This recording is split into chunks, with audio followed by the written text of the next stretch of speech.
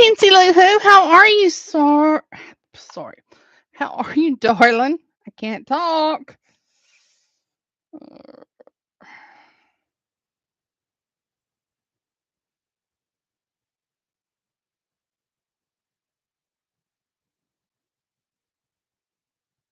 Can you hear me?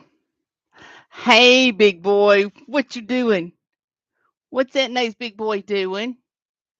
Can you blow me kisses? Mwah. Mwah. Love you, darling.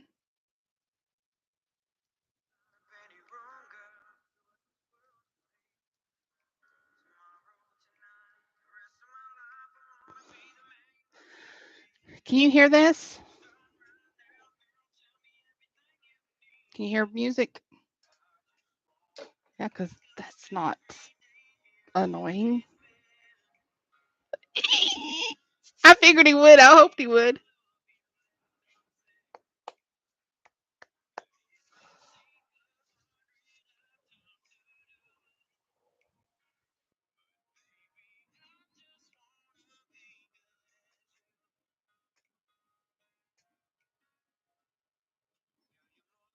Good. Because I'm using my headset that I use for work when I work in here. So it's already connected to my computer, and I figured that would be easiest instead of fighting all that. But hey, it's YouTube, so who knows? Hulk, can you play patty cake? Patty cake, baker's man. Roll 'em up, roll 'em up, throw 'em in the pan. Different glasses on, I think. Let's try these. I have so many different ones. I have. Whew, how's that? What do you think of this? This is like all natural. All natural. There's a very little pieces of blonde still left because she left me some bangs. But I see it.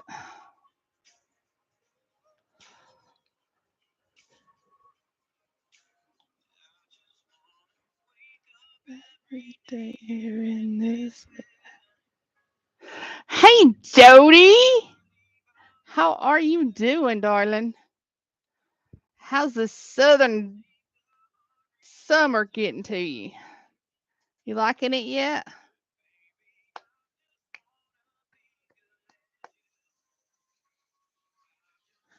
I totally get it. Do you have Xfinity or Windstream or what you got over there? Hmm.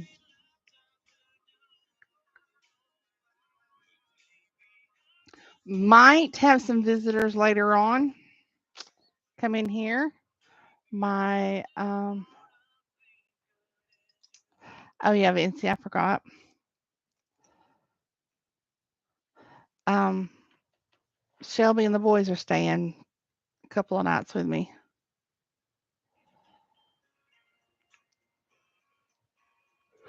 Oh yeah, my George doe. Her name's Georgia. She looks just like my baby my brother had. She loved me.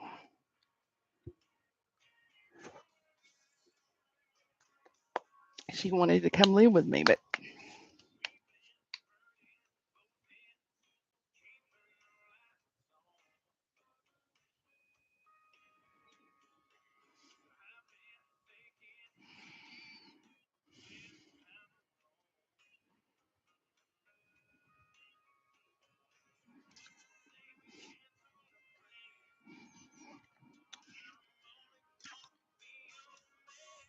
you better put some gum in. Where's everybody at?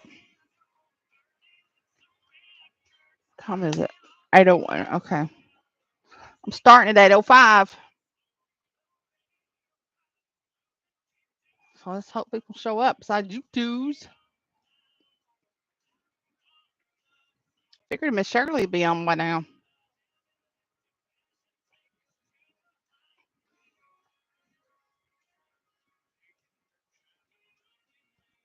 I told them they were live. Help yourself.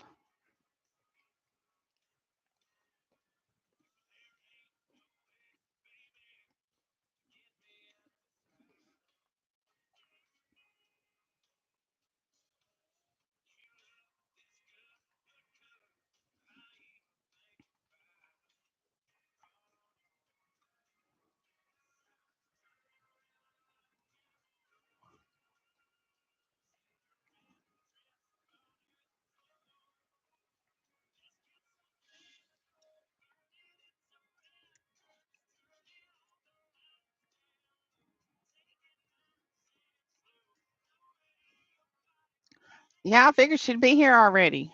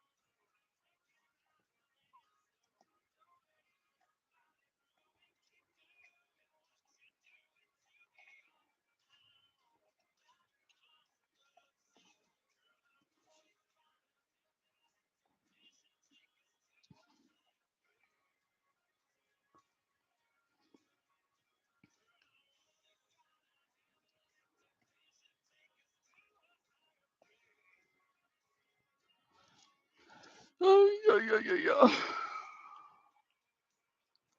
This, it's a fan.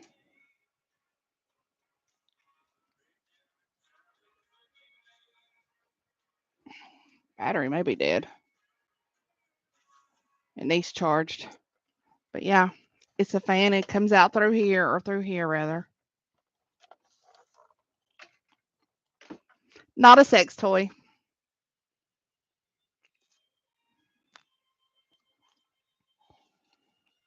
One more minute and I'm starting. Up to them. But I usually have my blanket on me. My little puppy dog blanket.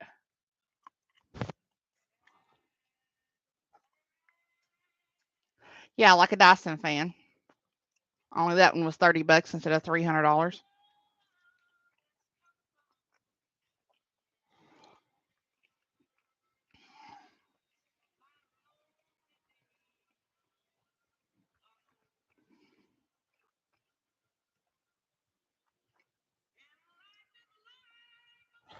All right. About that time.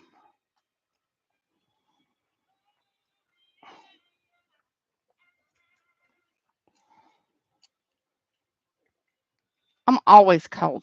I have fuzzy socks on. I have t-shirt on, leggings on, and fuzzy socks on. In here in my office, I put down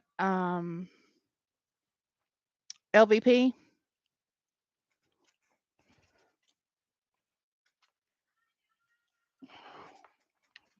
Just look funny on it. Sorry. I put down LVP and it makes it colder in here. I mean, I got a rug. I got a couple little rugs and stuff, big rug and a couple little rugs. But this room just always stays cold. And that window there is still a single pane. This one's double.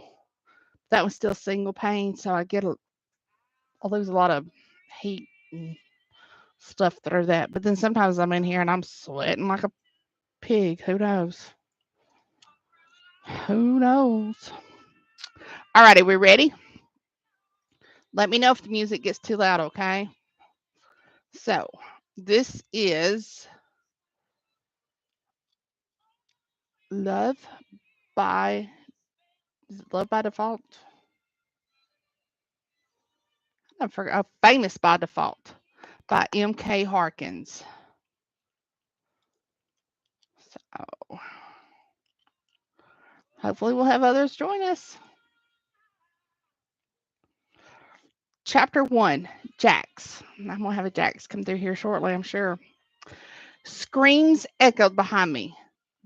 Dear God, if you get me out of this, I'll never ditch my bodyguard again.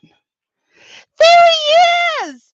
Squealed a high-pitched voice. A 12-year-old girl like the others in her mob chased me, and I feared for my life. I'd think about that charming fact later. I darted around the corner and came face to face with a brick wall. Dead end. My chest heaved in ragged breaths, and sweat seeped from every pore. Where to escape? I backed into a small alcove to assess. A rabid herd of crazy, stampeding tweens all wanting a piece of me. Hair, t-shirts, shoes, whatever they could rip off were too close. I needed Ray, my bodyguard, like this second. Hey, Miss Billy. I was wondering where you were at. With a lowered head and a tug on my baseball cap, I rounded the corner back into the main corridor and ducked into the nearest store. Can I use your bathroom? I asked the clerk. She let out a squeak and dropped something lacy and pink. Not again. Quick, they're coming. My hand tapped an impatient rhythm on her counter, temporarily shielded by a rack of nightgowns placed at the front entrance. My time was running out. The excited voices from I was like, what the hell is that coming up on the side of my screen over there?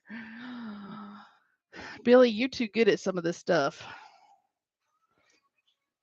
The excited voices just outside came through loud and clear. Did you see which store he went in? A breathless voice asked. I think he went into Victoria's Secret. The stunned clerk pointed to a back hallway. I dashed past bras and crashed into a half naked mannequin, veered sideways, and managed to lock myself in the closet sized employee bathroom. Frustrated, I ripped my cap and threw it across the small room. It bounced off the wall and plopped into the toilet. Figures. Bitch, where you been? Well, she finally got on there. Uh,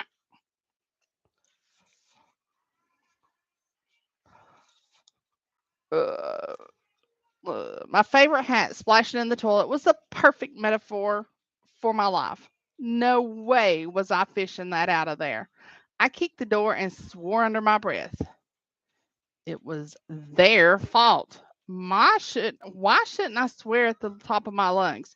Why not scream obscenities through the door for all the fans to capture on their cell phones? I'd love to see the headlines. Brother of the chart-topping rock band, the Jaynes, has mental breakdown at the Bellevue Square Mall. My mom's voice floated through my head. Don't embarrass your brothers. They need your support right now. Just because you didn't want to join the band doesn't mean you should turn your back on music. They've cleared the path if you ever decide you want a solo career. You can record that artsy indie stuff you like so much. I paced back and forth in the small room, rubbing the stubble on my chin. It didn't matter.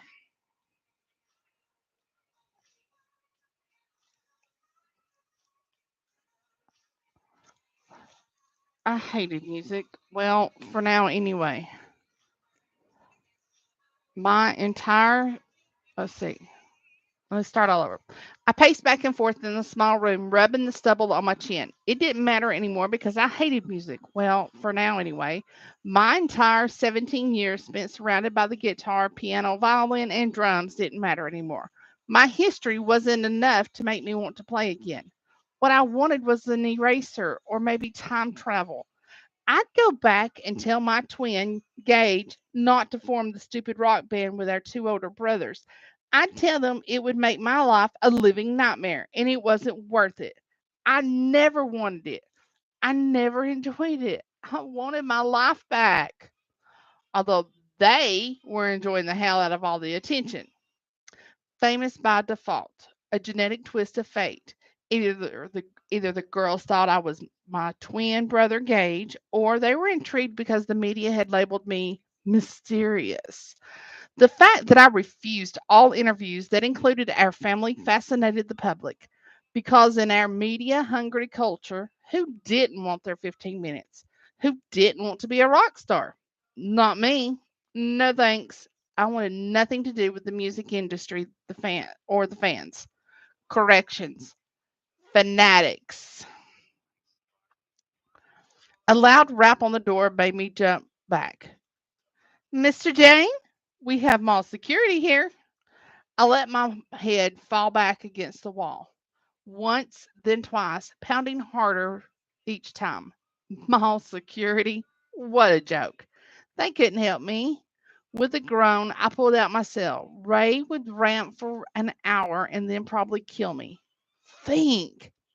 Out of the two possible death scenarios, Ray would be the lesser of two evils. The thought of girls ripping and shredding my clothes did not appeal to me, even if it meant I could escape Ray's wrath. My parents had hired him for this very reason. He was tough. He was mean. He had a temper. And all of that would be aimed at me in 5 seconds. I pushed speed dial and waited. Why are you calling me? His gruff voice sounded mildly irritated. Hey, Ray, how's it going? Silence. Okay, well, I have a little situation.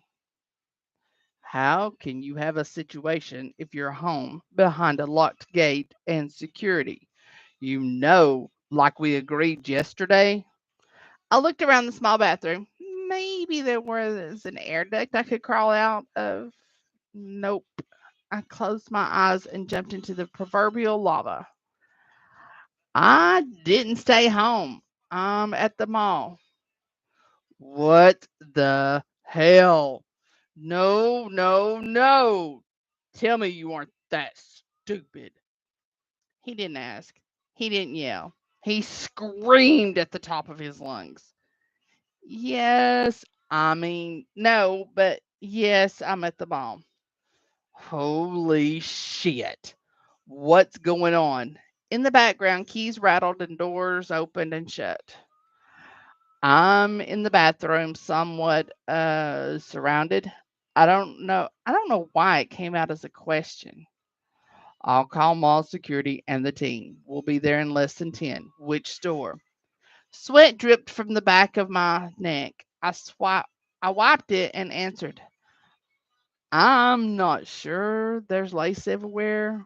Victoria's Secret. Ray groaned. Your mom is going to kill you when these headlines hit. She can join the club. I almost didn't care. Almost. The car ride home was quiet, oppressively so. And his 8-man team had extracted me from the bathroom and escorted me through the mall. 8 full grown men to remove my clueless ass. My favorite cap, gone. Anger sizzled inside my chest, the heat expanding to every part of my body, covered in sweat. Frustration took over. Correction. I was pissed. How dare they take away my freedom? My last year of high school ruined. No one had asked my opinion. No one wanted to hear how their fame affected me. I pounded my first. Everybody got a first? Here's my first. I pounded my fist against the car door, unable to contain the festering, out of control emotions I kept bottled up since May. When the Jaynes smash hit, She Doesn't Love Me broke all sales records, changing my life.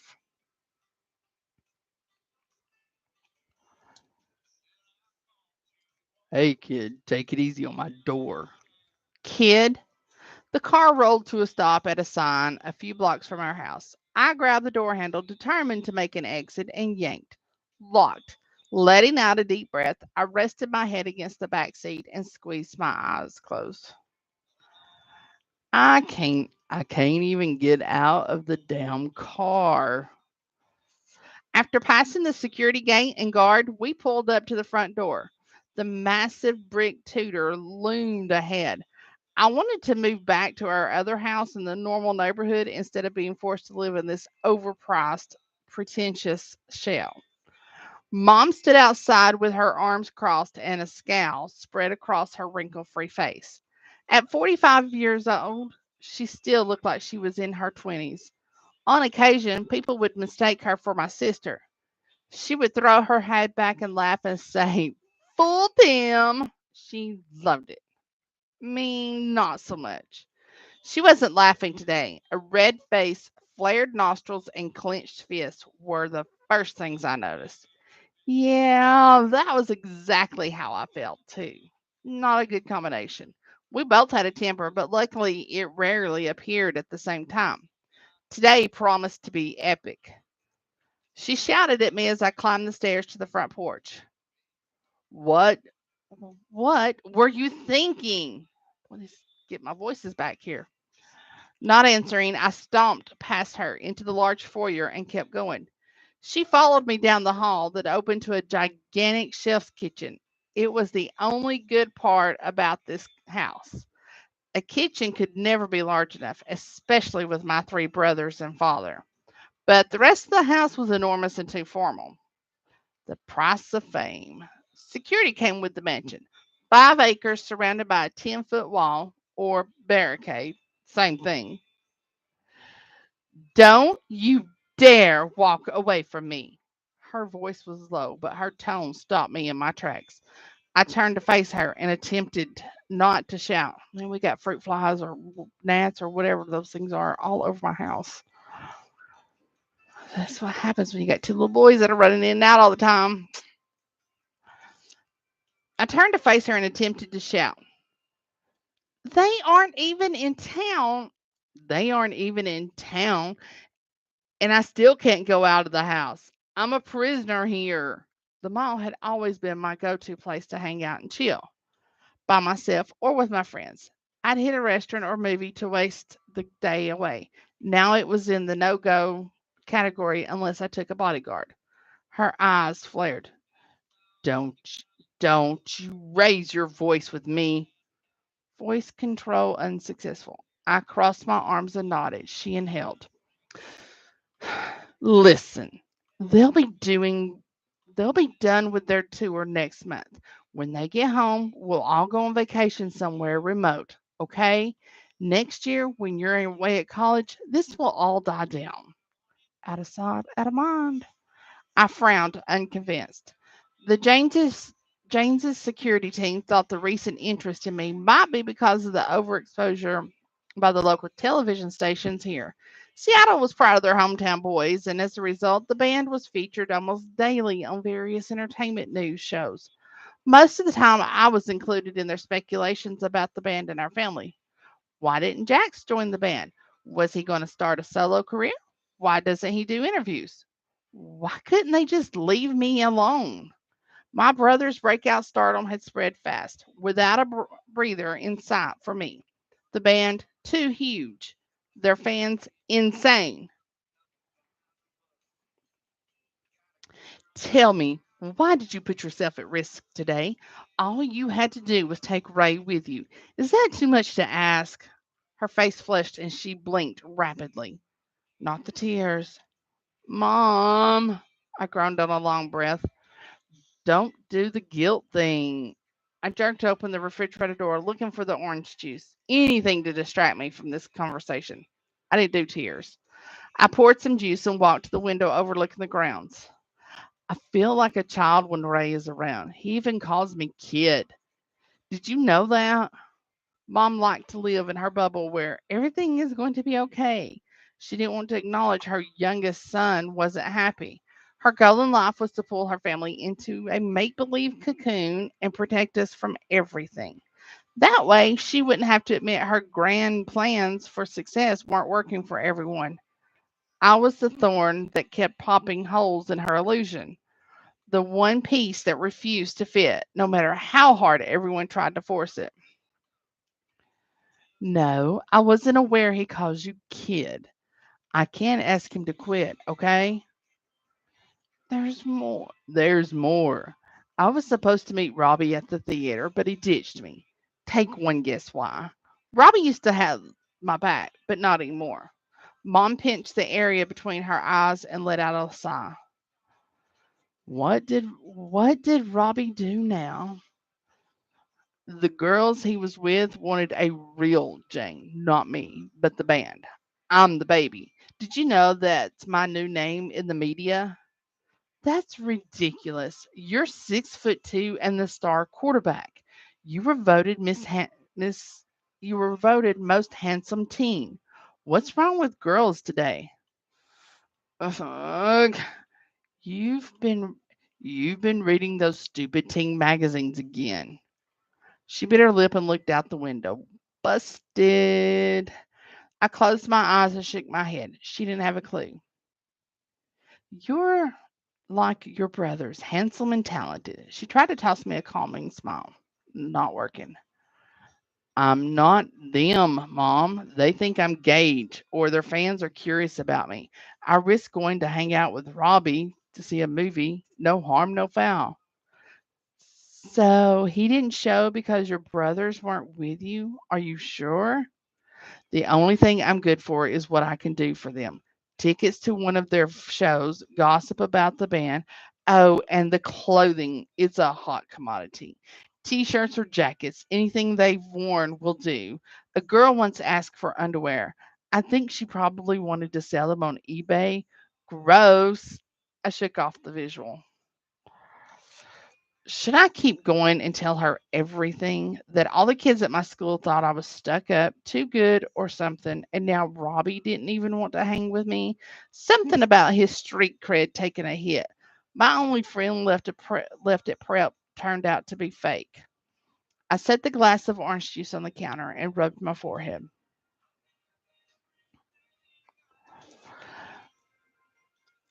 I, I know you don't want to hear it, but this is my life now. I know you have to manage the guys, and that's a full time job, but I'm left here holding the bag of crazy. I'm sorry. We can fix this. I promise. She reached over and smoothed my hair. Here we go again. Empty promises. I'd heard all this before. She was wrong, and the fury built inside me like an out of control forest fire. The denial needed to stop. Without thinking, I swept my arm across the counter and knocked the glass of orange juice along with a dozen eggs onto the floor. Oh, hell. That wouldn't go over well. I wasn't backing down though. I was done pretending. Mom positioned her hands on her hips and our eyes locked. Hers widened, then narrow. We stood like that for a good 30 seconds before my dad walked in, interrupting our silent battle. He took in our stare down, the broken glass with cracked eggs, and said, "Time out for Aunt Betty." Mom sighed and repeated, "Time for Betty." I looked back and forth between them. They couldn't be serious. Crazy Aunt Betty, the one who lives out in the boondocks, Iowa, and adopts anything that breathes. My heart rate doubled. They both nodded. You can't make me go. You can't make me go.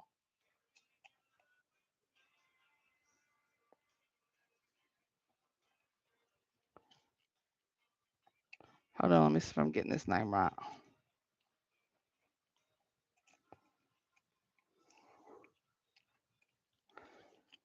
Okay, I am. Sivan, Sivan. Thank you, Vinci Lou Who.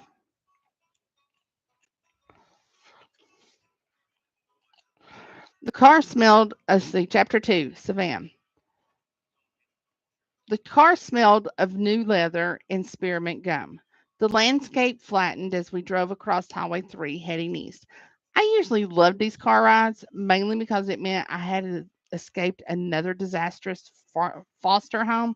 But this time, even the beautiful fall colors of the Iowa landscape couldn't calm my racing heart. Relax, Savan. It'll be different this time, my caseworker Sharon assured me.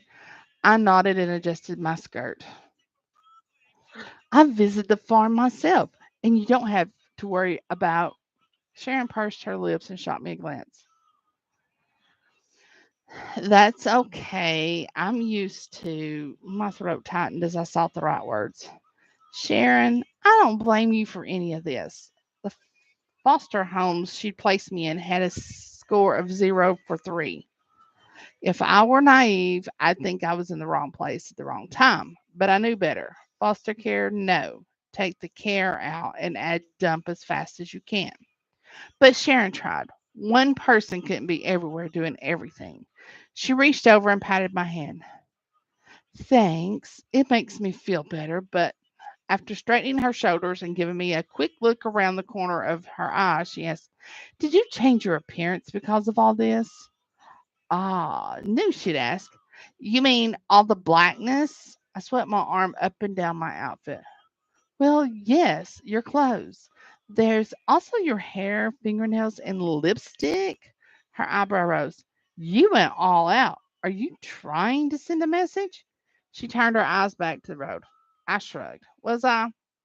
I did want people to keep their distance. Well, maybe not everyone.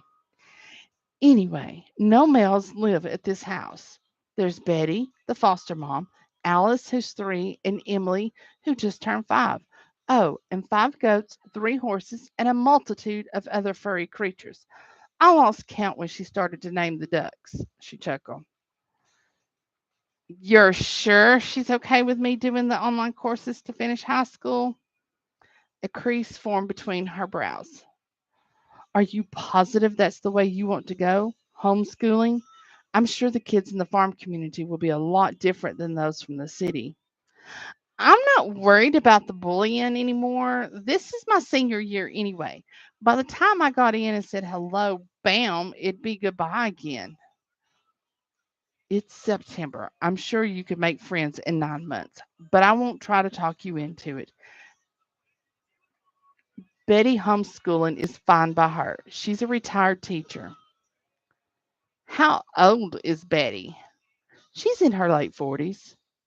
She retired at 40? Yes. Unfortunately, her husband died 3 years ago. He was this famous, world renowned heart surgeon. It was a huge loss, not only for Betty, but the medical community. Soon after, she decided to take in foster kids. Must be her way to give back and stay busy at the same time. She smiled. I think you'll really like her. That sucks about her husband. My stomach twisted and a familiar sense of loss tried to rip through the blockade I'd built. Nope, not happening. After shoving it down, I asked, you don't think I'll scare her off, with my black soul? She smirked. Oh, you won't scare her, she said while covering her mouth with her hand.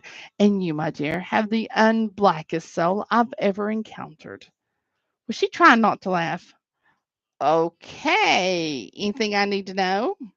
Look, here's our exit. It should only take about 20 minutes. Not so fast. I'll rephrase the question. What are you not telling me? I've told you everything you need to know. The info did nothing for my racing heart. I bit my lip as I tugged a lock of hair behind my ear. Breathed. Once, twice. Relax, Sivan. Don't. Sivan or Sivan? I'm going to go with Sivan. Don't lose it. Why was she being cryptic? No fathers, sons, brothers, or boyfriends, right? Her expression dropped. I'm so sorry about what happened. It doesn't seem fair after what you've been through. I rubbed my chest where a stabbing sensation made my breath catch. It's okay. I'm not afraid. I've learned I can be strong and take care of myself. Yeah, he won't forget that lesson anytime soon. I'm really proud of you. Creep. The thought of that pervert made my stomach churn. Savant, Savon, wake up. Daddy's here. Balled up in my bed, pulling the blanket tight around my neck, I squeezed my eyes shut as his footsteps drew near. The doorknob clicked as he locked it. My hands formed into fists.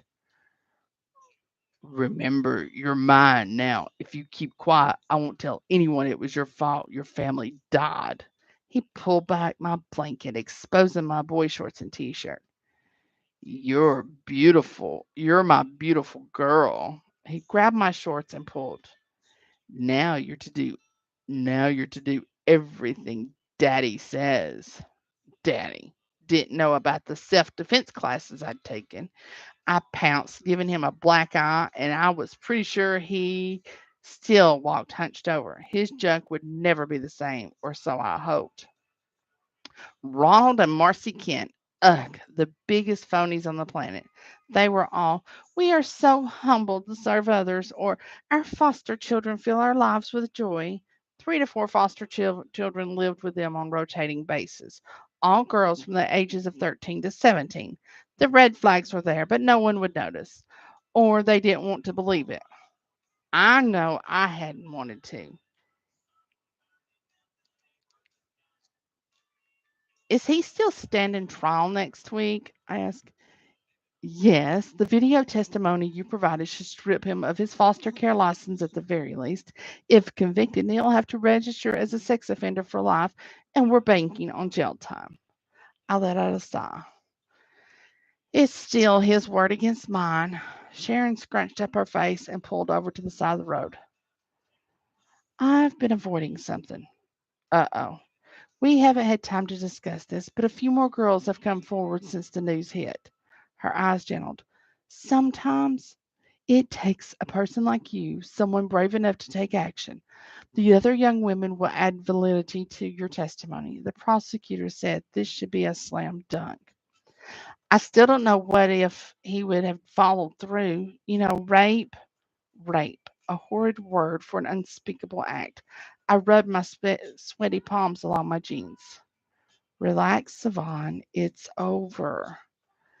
The two young women who came forward prompted the DA to press charges of rape against Ronald Kent. My stomach dropped. Those poor girls.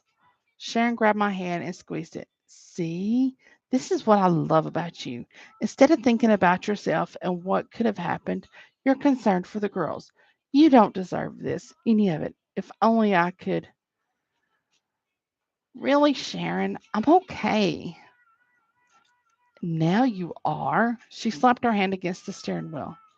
Damn the state for and all their rules restricted me from taking you in. Ethics are more important. Yeah, right. Instead, you end up with a pedophile. I'm not there anymore. That's all that matters. That's true. She paused and a slight smile formed on her lips. Betty will be a welcome surprise. You're going cryptic on me again. What type of surprise? The good kind. Now let's get back on the road. She's expecting us. We drove down a dusty dirt road and pulled up to the farm 15 minutes later. Wow, I breathed. It's it's a farm on steroids. Wraparound decks encircled three massive stories. The architectural type was different. Maybe it was a cousin to some type of castle because it had a huge turret attached to the right side. Where's the moat? I asked. Instead of water, a garden bed of multicolored flowers bordered the house on all sides. Hang on just a second, please. Hello? Okay. All right. Be careful. Bye. It's hay season around here, so he's been out baling hay and cutting hay, whatever. It's fabulous, isn't it? Her eyes drifted up and down, back and forth. Before interviewing Betty, I knew she'd be great based on this building and land alone. There's a huge barn out back with all sorts of creatures. Sharon was a city girl. She probably wouldn't know a goat from a donkey. How many acres? I asked. She grabbed the file sitting between us and flipped through a few pages. Okay, here we are. 7,000 square feet for the main house. The barn is another 3,000 and it sits on 67 acres. It isn't a working farm. She just cares for the animals. Homeschooling would be no problem. I'd tuck myself away in a cubby somewhere, or maybe I'd wander around the grounds. I could be invisible here. Rolling hills in vivid shades of green covered the countryside. Stunning. I opened the car door and stepped out, breathing. Sometimes it does this. I don't know why.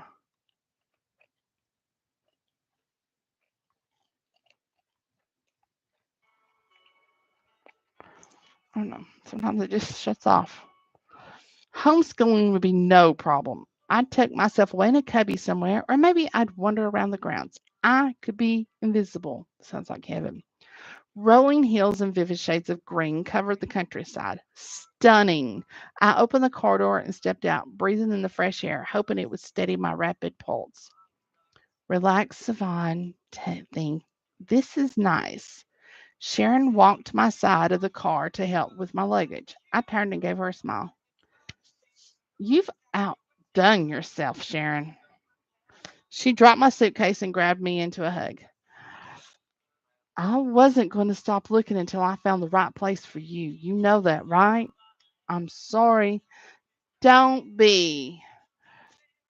I knew you would come through. She slung her arm around my shoulder. Let's do this. We each grabbed a suitcase and wheeled them up the steps onto the huge deck, where lots of flowers were scattered about in pots of different sizes. The many colors almost blinded me. Do you think maybe she likes gardening? I laughed, gazing around at the endless shapes and sizes. The door flung open and a woman burst out in a whirlwind of fabric and bright colors. You must be. I gotta find a good voice for that. I can't do my witchy voice, but that's not right. You must be Sav. Ooh, let's go that way. You must be Savan. I nodded, speechless. This was a 48-year-old. Betty was beautiful, that was for sure. Only a few laugh lines fringed her eyes. Everything else indicated youth. Bright and colorful clothes, a pair of clunky Doc Martens, a long patchwork skirt, and a t-shirt with a picture of a boy band. One Direction, maybe? And her hair. Fascinating. It appeared her stylist went for the entire rainbow with streaks of blue, green, violet, and magenta. Someone might say she had overdone it, but with the brown to balance it, she totally pulled off the boho chic style. Betty approached and put her hands on each side of my face, squeezing my cheeks. Aren't you cute as a button? She turned to Sharon. You didn't tell me what a beauty she is. The blood left my cheeks. You twisted my face. You squished my face. Oh, she dropped her hands and laughed, the sound almost musical. I closed my eyes briefly to block it. Just look at you in all your black. She picked up a lock of my hair. I simply love this color. It's so black, it's almost blue. And look how you've matched everything. Every stitch is black. I love those jeans. Where did you get them? I gave Sharon a what the hell am I doing here look, but she just returned a crooked grin. A thrift store? I replied. All the best things come from thrift stores. You're a smart girl. No, just poor. Betty gripped me by both arms and continued her inspection. Wow, you have the bluest eyes I've ever seen.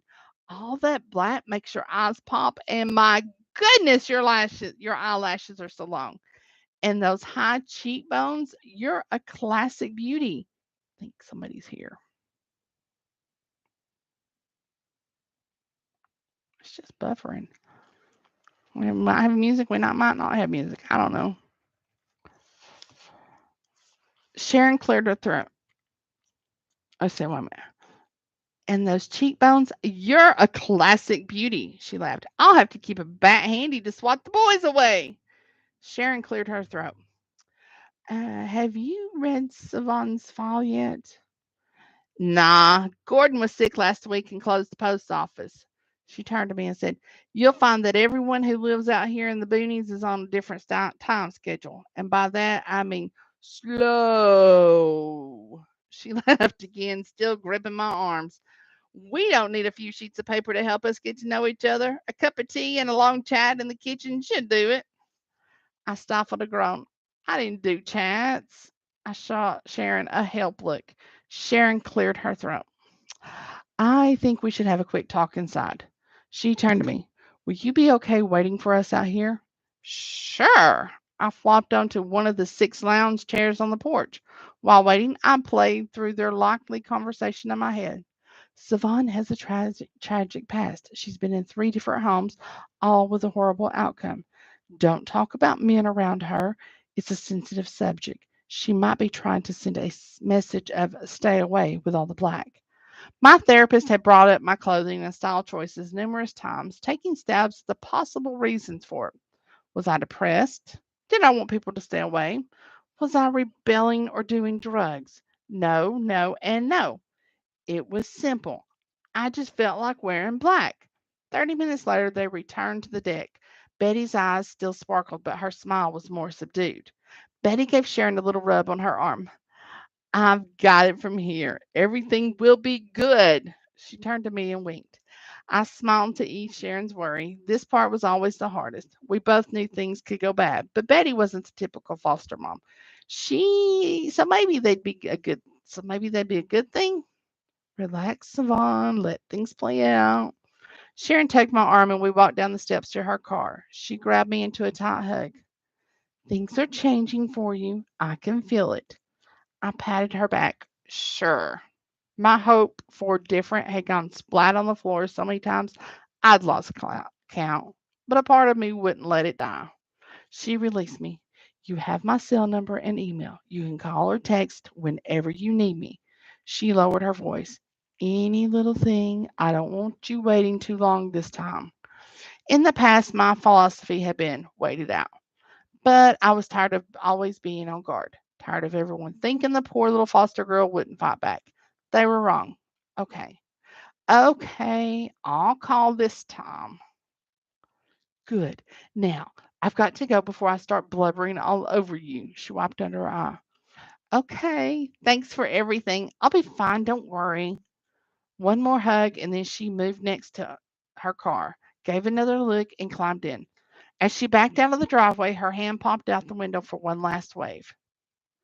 It's just you. It's just you and me, kid, Betty said from the porch. The girls, Emily and Alice, are at our neighbors, the Thompsons, for the afternoon. I thought it would be nice for us to have a little time to ourselves, to chat. Hug, I thought Sharon had stopped that train. Let's go inside and get that tea. I put some on while Sharon and I had our talk. She motioned me inside. I stopped as soon as I walked through the front door. Wow. The foyer was 3 stories high with a huge multicolored glass chandelier. Did I see something like this in a YouTube video? Is this? I pointed to a beautiful blown glass. Chihuli? Yes, he owed me a favor. She laughed and kept walking. I followed, taking everything in. A messy look by design, distressed wood furniture, rich patterns, and vibrant colors. Lots of throws, pillows, rugs, and tapestries. Vases and planters were placed on around the windows in corners and alcoves. It smelled like baked scones and lavender. We entered a large farmhouse kitchen, rustic with white painted cabinets, vintage handles, and an apron sink. Wood countertops, mason jars that held wildflowers, and black stained wood floors. It was spacious and cozy at the same time. Could a person fall in love with a house? I smiled a little. She motioned me over to the long table that sat a few feet from the kitchen island, painted a pale yellow and flanked by white chairs with painted daisies on the seats and backs. As I sat down, a cup of tea was placed on the table in front of me. Betty plunked down opposite me. I lied, she blurted. My body tensed. Sharon's only 10 minutes away. Maybe she could come back and get me. It's nothing bad, she said while waving her hand back and forth. Gordon wasn't really sick. I have your file right over there. She moved to a built in desk, pulled open a drawer, removed a manila envelope, and gently laid it on the table. I haven't read it, and I don't plan to. My eyes widened a little. What? She didn't want to read the file top to bottom, backward and forward to make sure I wasn't too bad or wouldn't be too much trouble like the other foster parents had? Here's the deal. I have a core belief we are not defined by our past. We are what we are now, today, and what will become in the future. I want to respect the person you are today. But I started. Sharon's already told me you're a great kid. I trust her. Also, I wouldn't put Emily and Alice at risk. But beyond that, everything that's happened in your life will be yours to tell. Does that work for you? Yes. An unfamiliar lightness lifted from my core. I got to skip the invasive and humiliating part. What happened to me when I was 11 shouldn't be splashed like blood on paper. The worst part, when people found out, they either concluded I was damaged or weak. someone they could take advantage of. Of course, they were wrong. Sure, I kept a low profile, but when things went south, I was more than able to take care of myself. That works for me. That doesn't mean I won't try to get you to talk, she grinned, but it will be your choice. The only downfall with this plan is if you have any triggers I may not know, you can either tell me about them now, or if I say or do something you don't like, you'll have to agree to let me know. I love this plan. Something warm fluttered in my stomach. I have one thing I started. My foster father was not a good man. So, if you decide to date, I might be a little nervous about it. My hands twisted in my lap. Oh, that's an easy one. I'm not going to date. What? Why not? Not asking though. I'm okay with it. I can maybe not be around. It has nothing to do with you and everything to do with my late husband, Henry. She smiled warmly and said, "Let's go check out your room. I have you in the turret on the top floor. It's a room fit for the princess you are." A princess? That was a stretch. I shook my head and laughed. A laugh escaped. I didn't think Disney had my version, but oddly enough, the little girl inside me started to wake up. I don't know if I can get. I don't think I can get another chapter out, y'all. Okay, there's kind of a halfway point in this chapter, so we'll go to there and then we'll stop.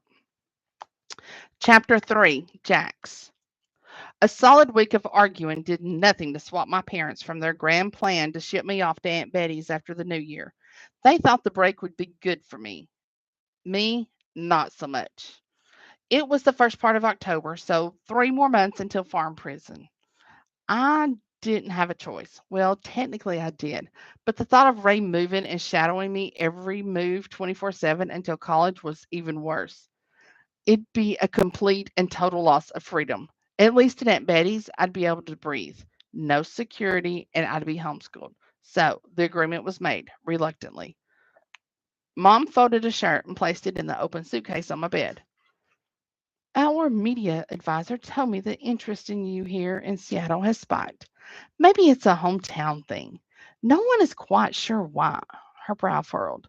This little break will be good for you. Once you get to Phoenix, you can relax and spend a few days having fun with your brothers. I just hope the press doesn't find out.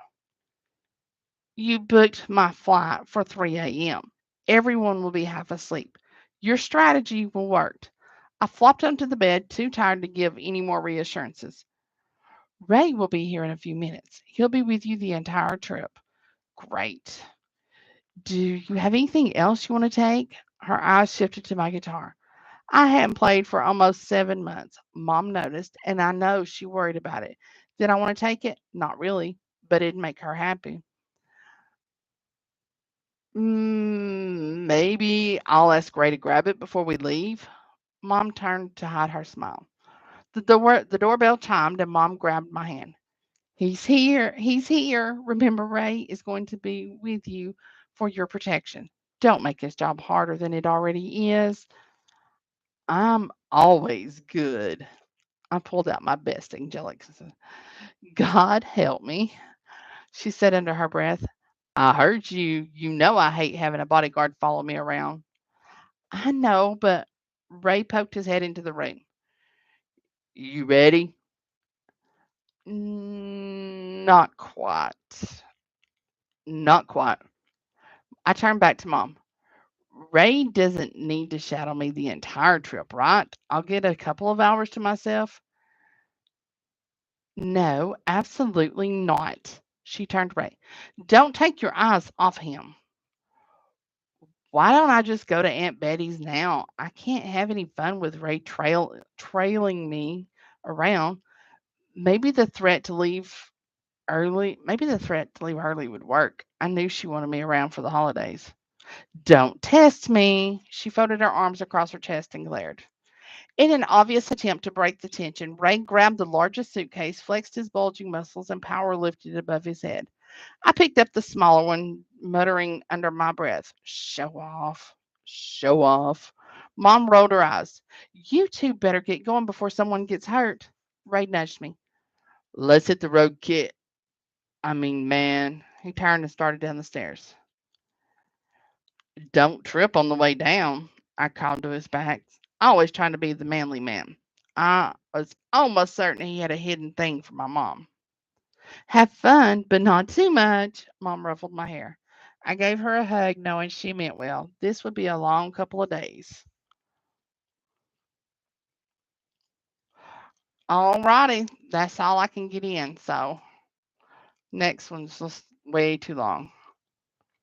So that gets you a fourth of the way through the chapter 3. Again, it's called Famous by Default by M.K. Harkins. You'll see the book cover on the screen when you close out. And there you go. So thank you, Becky, for lining this up. I appreciate it. And you all have a wonderful evening. I think I have another one booked for the 19th. So keep watching and see what goes on. All righty. Thank you, Jody. You guys have a wonderful evening, and I will talk to you later. Happy reading.